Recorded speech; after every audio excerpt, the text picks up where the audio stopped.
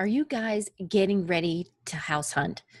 Today, I'm going to share 4 crucial keys you guys need to not only buy the right house, but still have enough money left over to enjoy it.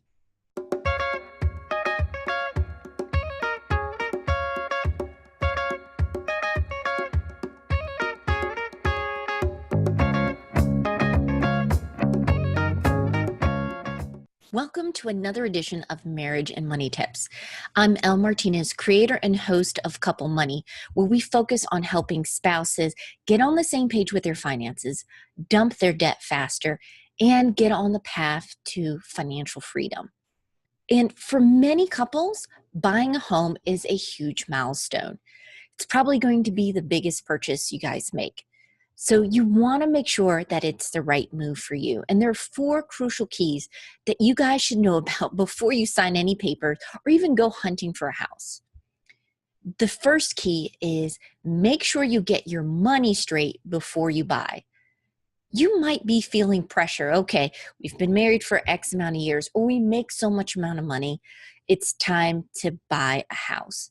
But that isn't the way you should go about it. And the first thing is you want to make sure that buying a house still gives you some buffer in your life, that it's one of those goals that you have, but there's other things you want going on. So make sure your finances are squared away for that.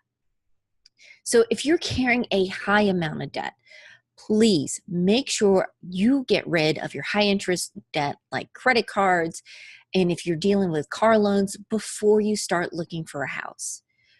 On one hand, with lenders, they are looking at the amount of debt that you're carrying because that can affect how much money you're going to get for your mortgage. But on the other hand, personally, you don't want this to be a noose around your neck and that you're stuck at a career or a job because you have bills to pay and a house to keep up with.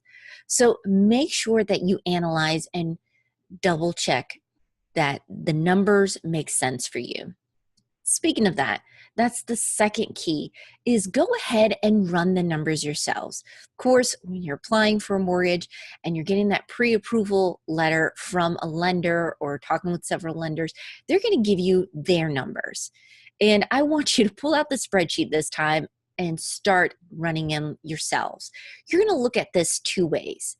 Yes, you're going to look at it as a lender would look at it, examining your debts, your assets, and what's going on currently with your finances, and a general projection of where it could go. But I want you to run it as people that are going to have to live with this decision until the mortgage is taken care of or you sell the house.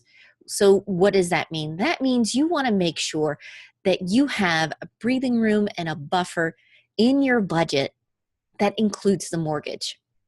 Now, when your lender or your real estate agent figures out the price for a house that you're looking for and what you could potentially afford, many times they're only thinking of the house down payment or the house payment and not the big picture. Do you guys have other dreams? Do you want to save for retirement? Any plans to retire early? Do you guys want to travel while you're owning a home? Do you have some other goals? Do you want to try to start a college fund for your kids? Maybe you want to start a business. These are all things that most lenders and real estate agents don't take into consideration when they show you houses you can afford. So go ahead and take care of that yourself. Now, the third one is a general rule of thumb, but it's something that's helped us, given us this opportunity to not only buy a house, but to still, again, have that wiggle room, have that buffer. That is, make sure you keep your mortgage payments about 25% of your take-home pay. And it might seem like this is fairly conservative, but really this is a potential help for you should something happen down the line. Now, we were extra conservative because I am self-employed and my husband has the typical 9-to-5 office job. When we were house hunting, we went with only one income. And you might decide that's a great way to go, but you might decide not to. But if you have both incomes, either way, still make sure it's your take-home pay that you base it on. It's better to have enough buffer should you lose a job or even if your hours get cut back or there's a change in contract. You don't want to lose your home over a hiccup that becomes this mountain of a problem. finally, the last key is bigger is better with the down payment. And 20% is a great thing to shoot for if possible, so you can avoid private mortgage insurance. And if you have a larger down payment, you can get a better rate on your mortgage too. So there you have it, 4 keys to making sure that when you buy a home, it's not only something you celebrate now, but down the line, it doesn't feel like a burden. And here's a bonus tip that you probably hear a lot is patience is a virtue. I know that sometimes you might feel some pressure, even from well-intentioned family and friends. Now's the time to buy. The market is hot. You want to get in before it gets expensive. Renting temporarily is not a bad thing. And depending on your situation and where you live, renting could be a great solution. That's because people who jump in when they're not financially ready, their mortgage payments for the first 5 to 7 years isn't even building any equity in the home. They didn't get a good rate, and their mortgage, more than likely, their payments are going towards interest.